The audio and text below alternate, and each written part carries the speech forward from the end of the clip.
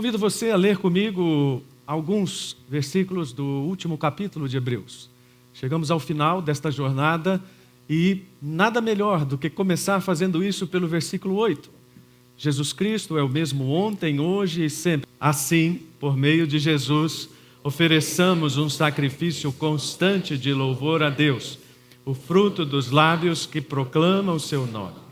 E agora que o Deus da paz, que trouxe de volta dos mortos nosso Senhor Jesus, o grande pastor das ovelhas, e confirmou uma aliança eterna com seu sangue, os capacite em tudo o que precisam para fazer a vontade dele. Que ele produza em vocês, mediante o poder de Jesus Cristo, tudo o que é agradável a ele, a quem seja a glória para todos sempre. Amém.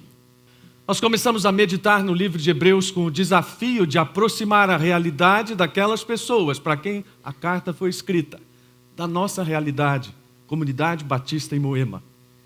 A distância é muito grande, não é apenas uma distância temporal, é uma distância contextual. E o grande desafio, como eu disse no início, era como encontrar um elemento comum que fale ao coração desta comunidade no século 21. Da mesma forma como Deus queria falar àquelas pessoas. Nós começamos fazendo esta pergunta: o que nos diferencia e o que nos iguala aos cristãos do primeiro século depois de Cristo? E eu penso que há um paralelo. Nós dissemos naquela ocasião que nós não temos restrições religiosas no Brasil, mas nós estamos presos a uma sociedade adoecida e cada vez mais hostil ao cristianismo. Nós não corremos grandes riscos de perder nossas fontes de sustento. Ainda que haja desemprego aqui e ali, alguém possa passar por essa experiência. Mas, por outro lado, nós nos tornamos reféns de um sistema injusto que alimenta o consumismo e com o qual, muitas vezes, nós não apenas concordamos, mas aplaudimos. Nós não temos hoje risco de ter nenhum confisco das nossas propriedades. Mas nós já estamos sofrendo o pior dos confiscos, os nossos bens nos possuem. E nós perdemos de vista aquilo que é mais importante para o Senhor, então nós não temos hoje propriamente uma exclusão social, mas nós fazemos de tudo para ter uma relevância social, ainda que isso seja contrário aos princípios do cristianismo nos quais nós dizemos acreditar. Nós estamos sofrendo castigos físicos, nós estamos sendo chicoteados pela nossa incredulidade. E até dos nossos filhos, como eu mencionei. O elemento comum, então, é que não é apenas a perseguição extrema, o sofrimento extremo que leva as pessoas a desistir da fé. Ou desistir de viver naquilo que acredita, mas o extremo de viver numa situação de tamanha saciedade que a desistência da fé ocorre no mesmo tipo de abandono que o autor está procurando prevenir. Então a grande questão hoje é o que nos dá força para prosseguir. Essa é a mensagem. Uma parte dos estudiosos entendem que o livro de Hebreus foi escrito não apenas para essas pessoas em perseguição, mas para pessoas também que estavam numa situação fora da perseguição e assim se sentindo seguras. E o autor diz, não é essa a zona de conforto que Deus quer para vocês. Pela Bíblia nós podemos ver que nós, como discípulos de Cristo, carecemos de um estilo de vida marcado por aquilo que é eterno. É um desafio constante, todos os dias nós precisamos redirecionar a nossa vida em função daquilo que é eterno.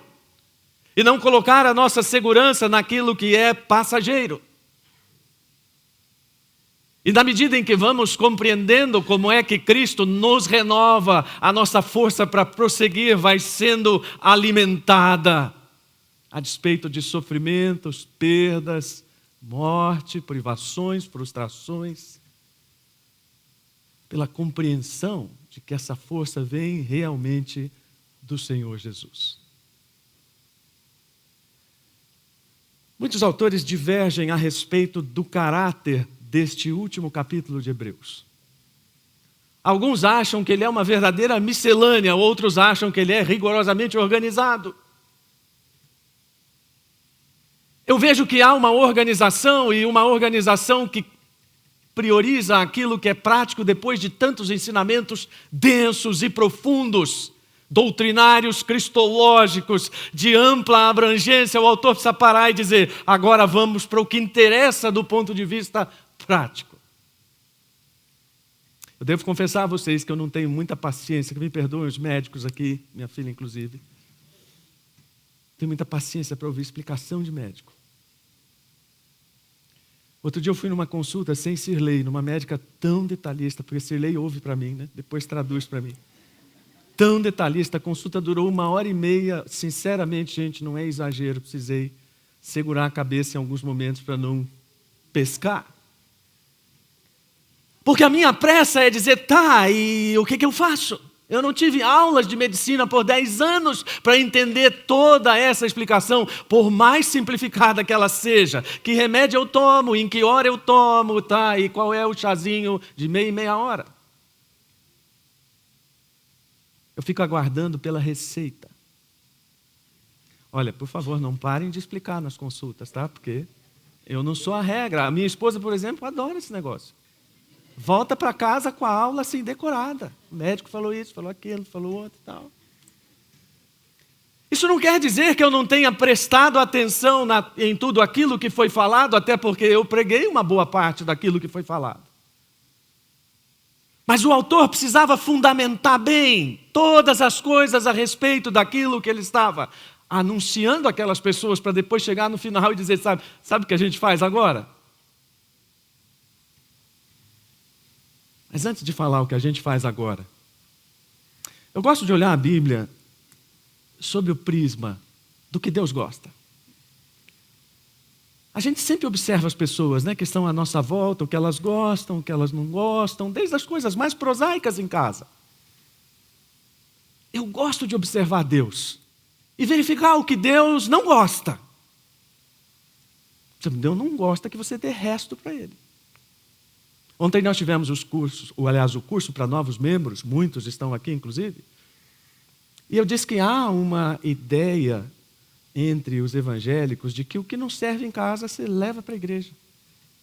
Ou bem, tem uma geladeira velha aí, o que a gente faz? Leva para a igreja. Eu conheço vários pastores que dizem: não traga suas coisas velhas aqui para cá. Porque precisamos pensar naquilo que realmente Deus gosta, e Deus gosta do melhor oferecido para Ele, Deus gosta da prioridade na nossa vida, Deus gosta de obediência. Então o último capítulo não é uma desorganização, é uma compilação das coisas práticas que são decorrentes de tudo aquilo que Ele ensinou com profundidade. E uma das coisas que Deus gosta, que eu vejo, não somente neste capítulo, mas em outros, é: pare de olhar para o seu próprio umbigo. Mas está isso na Bíblia? Não com essas palavras. Mas se você olhar bem esses primeiros versículos, é mais ou menos isso aí. Para de cantar essa desgraça na sua vida e achar que o mundo gira em torno do seu umbigo e olhe para os outros. Porque nisso você vai encontrar força para prosseguir. Eu acho que já contei aqui a história de uma senhora muito rica que estava depressiva porque perdeu o marido. Compreensível a dor. Ela procurou o pastor e contou o seu relato de depressão. E o pastor, compreendendo tudo aquilo, disse para ela: minha irmã, há uma pessoa na nossa comunidade que não tem família, ela vive sozinha. Uma senhora idosa que precisa da nossa assistência, precisa da nossa ajuda. E a mulher já foi puxando o talão de cheque, dizendo: quanto é, pastor? O pastor disse: não é dinheiro. Precisamos que alguém vá lá toda manhã e ajude aquela senhora com algumas coisas básicas, fazer sua higiene pessoal, trocar suas roupas, dar os remédios, e depois ela pode ficar. A mulher relutou e pensou: alguém na minha posição me prestar isso de uma pessoa tão simples, mas ela foi. E ela foi a primeira semana, e ela foi a segunda semana. Depois de 2 meses, ela voltou para conversar com o pastor e disse: entendi o que você fez. Minha depressão foi embora. Deus precisa, na maior parte das vezes, levantar o nosso olhar, tirar o nosso olhar do nosso próprio ego e voltar para o irmão. Porque nisso você encontra forças. Então, se você quer força para prosseguir, pare de olhar para você e se fazer de coitado e comece a olhar para as pessoas que estão à sua volta, a começar pela sua família. Porque a Bíblia estabelece uma relação muito franca e direta entre o amor a Deus e o amor ao irmão. E quando nós perdemos essa referência, nós perdemos naquilo, ou perdemos aquilo, para o que o autor está nos chamando. É um chamado à continuidade. Continue a amar. Continue a amar. Por quê? Porque a situação está difícil. E se a situação está difícil, não importa porque os cristãos estão sendo perseguidos ou porque eles estão esfriando por causa dos bolsos cheios de dinheiro. Não importa qual é o extremo, continuem a amar porque o desafio é o mesmo. 1 João, nós temos a palavra dizendo: se alguém afirma amo a Deus, mas odeia seu irmão, é mentiroso. E a conclusão é, ele nos deu este mandamento: quem ama a Deus, ame também a seu irmão. Expressão direta dessa relação e reforçada em todos os outros lugares do Novo Testamento, especialmente. Amem-se com amor fraternal e tenham prazer em honrar uns aos outros. É o amor Filadélfia, o amor que se importa com o outro desinteressadamente. E quanta bênção nós recebemos quando nós entendemos isso da palavra e quando nós entendemos que precisamos de uma terrível sinceridade, usando a expressão de Berkeley, não somente para manter a fé, mas para manter a bondade com o homem que se afastou dela. O chamado aqui é mais amplo, não é para ser bonzinho com quem é bonzinho com a gente, não é para ser bacaninha no domingo aqui no Secov. É para ampliar o olhar com um pouco mais de tolerância. Essa palavra é perigosa, né? Eu tenho um projeto literário, um daqueles para a eternidade, como diz Marcos Amado. Fazer o dicionário outrocêntrico. A proposta é bem interessante. Pegar várias expressões e definir os sentidos por aquilo que eu penso, segundo o meu umbigo, já falamos sobre isso. Então, por exemplo, intolerante. Quem é intolerante? Já viu? Pelo dicionário do outrocentrismo. Intolerante é aquele que não aceita a minha ideia de tolerância. Aliás, eu acho muito interessante quem fica definindo tolerância. Porque normalmente cai nisso, tolerante ou intolerante é quem não concorda com a minha tolerância. Porque o tolerante está vivendo e tolerando, não está definindo, colocando ali e rotulando as pessoas, dizendo você é tolerante, você é intolerante. E o cristianismo tem sofrido muito por causa disso. Nós precisávamos de um pouco mais de humildade para entender aquilo que Voltaire, no seu tratado sobre a tolerância, disse lá há séculos atrás e que hoje parece tão atual. A natureza diz a todos os homens: eu os fiz nascer todos fracos e ignorantes para vegetar alguns minutos na terra e para adubá-la com seus cadáveres. Porquanto fracos, ajudem-se. Porquanto ignorantes, iluminem-se e suportem-se. Isso tem um espectro largo. Você tem dificuldade para aceitar minha camisa laranja? Eu acho que tem, porque várias pessoas antes do culto vêm, bonita a sua camisa, né, pastor? Com aquela ironia, né? E eu digo para essas pessoas, se você é daltônico, o problema é seu.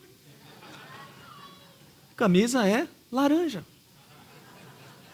É uma brincadeira, mas é assim que nós começamos a construir nossos cercadinhos. E dizer, aqui é o território de Deus, onde ninguém pode pisar. Aqui eu vou defender o território de Deus. Como isso é amor, hein? Como esse amor se transformou em espada, especialmente na Idade Média, e quanta gente morreu por causa do nome de Cristo. Eu amo assistir essas séries históricas, né? Especialmente tudo que tem igreja, eu gosto de assistir. Porque eu fico vendo, olha onde esses caras foram, em nome de Cristo. Olha onde esses caras foram para defender uma percepção teológica. E para dizer que quem não pensa assim tem que morrer. O autor de Hebreus está dizendo, olha, vocês precisam entender que o padrão é o amor de Cristo. Aí fica difícil, né? Mas se nós não olharmos para a palavra e vermos com exatidão aquilo que Jesus diz, por isso agora eu lhes dou um novo mandamento, amem uns aos outros. Assim como eu vos amei, vocês devem amar uns aos outros, esse é o padrão. Lá em Efésios, Paulo diz, maridos, amem suas mulheres como Cristo amou a igreja.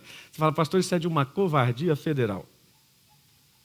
Cristo é o Adão perfeito. O que Adão fez com a mulher dele? Praticamente disse para Deus, pode matar. Eu já falei isso aqui, porque na medida em que Deus diz, olha, se você comer, vai morrer. E quando Adão diz, foi ela, ele na verdade está dizendo que seja alguém para morrer, que seja ela. E Cristo vai lá na outra ponta e diz, os maridos devem amar as suas mulheres a tal ponto que eles se sacrifiquem por elas.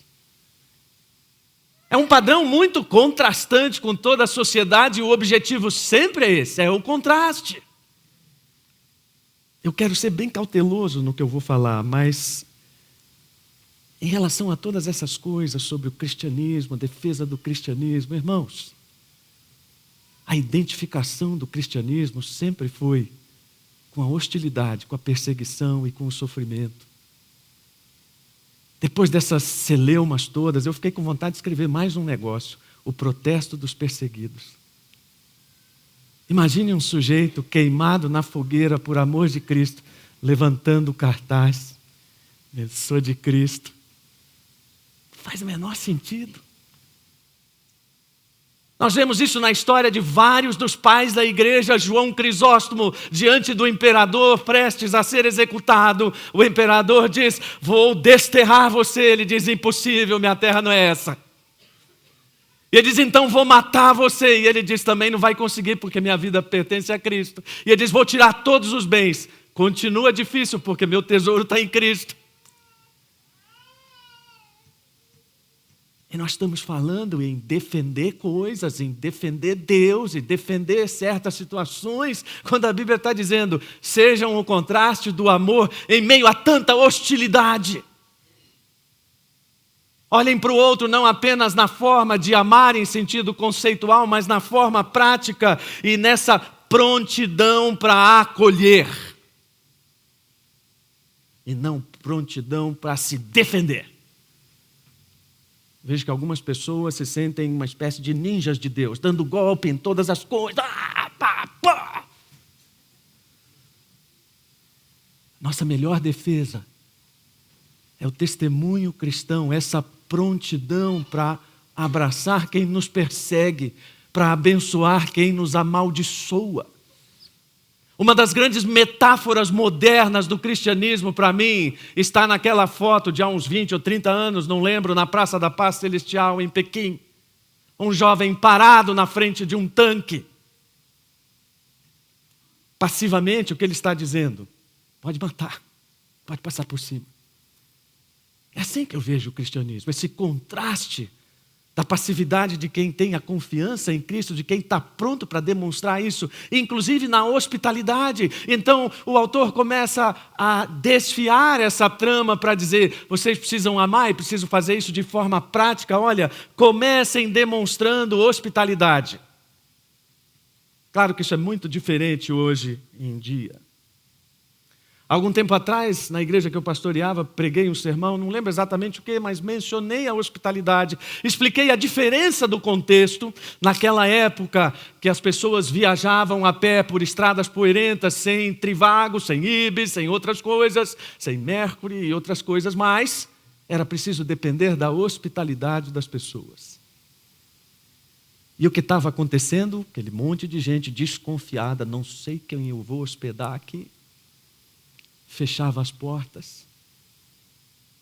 E o autor está dizendo, exerçam a hospitalidade, acolham, não importa quem seja, demonstrem o caráter do amor cristão. E então, como eu dizia, preguei esse sermão e uma irmã com muita vontade de fazer a vontade de Deus, aliás, de obedecer à vontade de Deus, no domingo seguinte ela me falou assim, pastor, então eu fui colocar em prática aquele negócio da hospitalidade.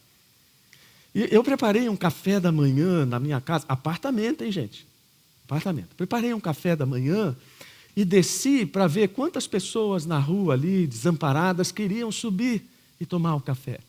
E eu encontrei um grupo de pessoas, um grupo de homens que estava ali, e eu os convidei, eles estranharam o convite a princípio, mas relutantemente resolveram subir e tomaram um café comigo.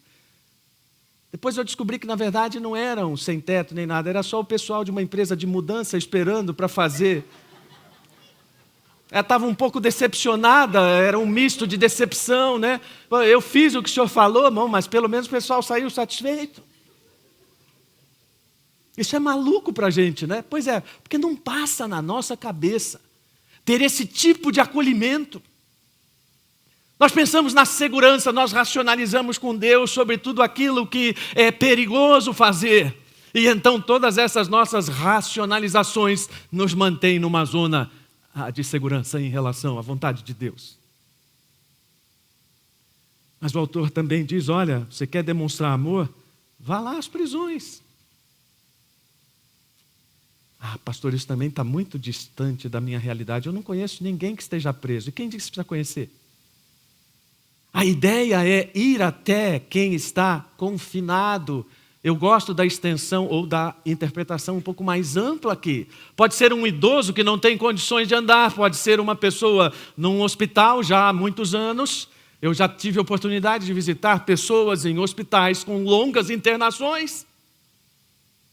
Muitas delas abandonadas sem que ninguém vá até lá, e nós ficamos aqui nos orgulhando da nossa ortodoxia. E sabe, muitas das igrejas que nós dizemos que não são bíblicas, estão indo lá.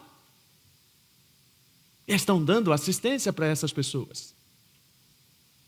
Olha só o risco de nos apegarmos a esse cercadinho e esquecermos que fora do cercadinho tem uma porção de amor para demonstrar.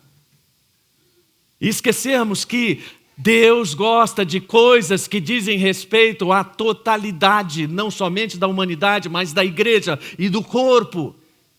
E então não é de estranhar que ele fale sobre o casamento e sobre a santidade sexual. Esse é um tema tão complicado nos nossos dias que até dentro das igrejas está difícil falar sobre isso. Qualquer pastor hoje que manifeste sua posição essencialmente bíblica e sobre a santidade sexual, sobre a santidade do casamento, sofrerá resistências na sua própria congregação. Mas de novo aquele raciocínio, o que Deus gosta? Deus gosta de santidade sexual. Deus gosta de pureza sexual, Deus gosta de fidelidade conjugal. E se Deus gosta, eu não vou questionar, eu vou procurar me adequar àquilo. Porque os efeitos benéficos disso contagiam a sociedade, fazem bem ao todo. Nós precisamos ter em mente que nós estamos num conflito cósmico entre Deus e Satanás. Precisamos entender também que a grande questão aí não é a crise moral, mas é a crise espiritual subjacente. Quando nós valorizamos o que Deus valoriza, então nossos olhos se abrem para ver que o preço que o mundo cobra pelo abandono dos fundamentos bíblicos de casamento e família é de fato exorbitante.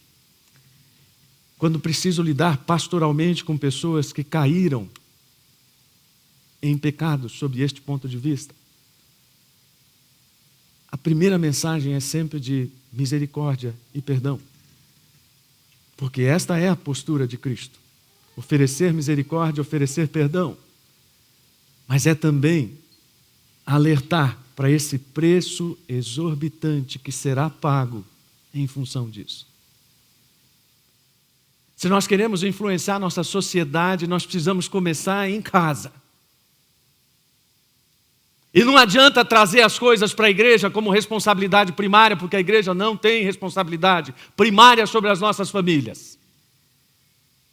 Eu sei que é chato dizer isso. Mas enquanto nós não nos convencermos que famílias e igrejas estão dentro do mesmo círculo circuncêntrico, vai ficar difícil esse clima de disputa. Você deveria ter feito isso, você deveria ter feito aquilo. Mas não apenas sobre a família, o autor fala também sobre a avareza, sobre a ganância. E aqui o raciocínio é simples. Tudo aquilo que mina sua confiança em Deus deve ser colocado de fora. A sua força para prosseguir não vem daquilo que você avista, mas daquilo que Deus coloca diante de você como provisão. E então, se a confiança nos bens, ela se torna um obstáculo, ela precisa ser removida. E lembrando que nós estamos falando num contexto de pessoas que tinham os seus bens confiscados. Eu não gosto dos rótulos. Olha, os ricos são gananciosos, os pobres são virtuosos. Que mentira! Primeiro que ninguém vê o coração. Há ricos virtuosos e pobres mentirosos e gananciosos. Nós erramos muito também, especialmente em questão da tolerância que eu mencionei, por tentar fazer aquilo que é o papel de Deus, enxergar o coração das pessoas e dizer, você é ganancioso. Às vezes isso está à vista, mas não é nosso papel ficar apontando o dedo. Deus está olhando para o nosso coração. Deus está nos mostrando pessoas e especialmente líderes que são referência. E se você estiver vendo aqui na comunidade algum líder que não seja essa referência, você precisa nos dizer, a começar por mim. Porque a ideia do texto aqui é, observe com muita atenção o seu líder. A ideia é a mesma de quem vai a uma exposição e fica olhando com atenção aquele negócio. Diz, olhe para o seu líder. Ele não é um objeto de exposição, mas a Bíblia está dizendo para você olhar para ele com atenção. E prestar atenção naquilo que ele está dizendo, porque o desejo dele é que você cresça no conhecimento de Cristo. É o meu, do pastor André, do pastor Felipe, de todos os outros membros da equipe ministerial, de todo o presbitério. O desejo é que a igreja cresça e se fortaleça, porque nós vamos dar contas disso a Deus. Ouvi de um pastor, e eu citei isso também ontem no curso. Ele disse que nós, pastores, vamos passar maus bocados diante de Deus, porque nós vamos chegar no céu e Deus vai dizer, então, você cuidou da irmã Mariazinha? E a gente vai dizer para ele, mas, oh Deus, a irmã Mariazinha era complicada, hein? Ela só falava mal de mim. E Deus vai perguntar de novo, você cuidou da irmã Mariazinha? Você percebe o peso que está sobre nós? E eu não estou querendo colocar pressão sobre você. Mas essa vida que você está tentando viver, dissociada da igreja, dissociada do pastor, não precisa de ninguém disso, pois é, coloca a responsabilidade sobre nós. Eu não sei como é que esse relatório vai ser, se vai ser digital, escrito, manuscrito, mas eu sei que Deus vai estar lá com uma listinha do pessoal da CB Moema. E vai perguntar se eu ensinei para o pessoal da CB Moema que deve colocar o seu fundamento naquilo que é eterno. Que deve entender que a imutabilidade de Cristo é que é a verdadeira segurança. E isso foi feito até que para as pessoas entendessem que aquelas divindades pagãs, caprichosas. Você que gosta de mitologia grega, né? Eu me divertia quando adolescente. Minha mãe me deu uma coleção sobre mitologia grega, ou deu para nós, não sei. Acho que era minha, né? É que minha irmã está aqui hoje, então tem que ter cuidado do que fala. Mas eu gostava daquela coleção de mitologia grega e me divertia vendo, mas como são temperamentais esses deuses, né? Aquelas mesas com bonecos, então assim, derruba o fulano lá embaixo, aí o fulano cai lá embaixo. Nossa, mas que coisa esquisita.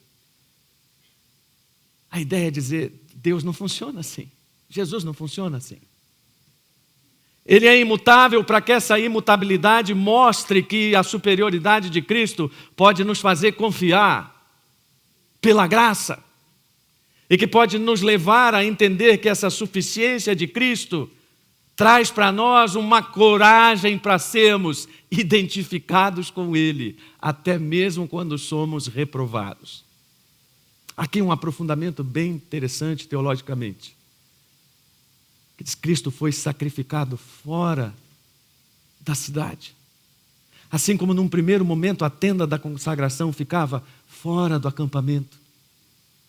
A ideia de rejeição latente quer nos dizer: olha, não se preocupe quando você se identificar com a reprovação, quando você na escola for rejeitado por causa do seu jeito careta, quando você entre os amigos for deixado de lado porque você se recusa a fazer o que todos estão fazendo. Há uma identificação com Cristo. E o apelo final do autor é: ofereça a sua vida em louvor a Deus. Eu sempre digo que nossos momentos de ofertório são incompletos, porque a gente só coloca dinheiro.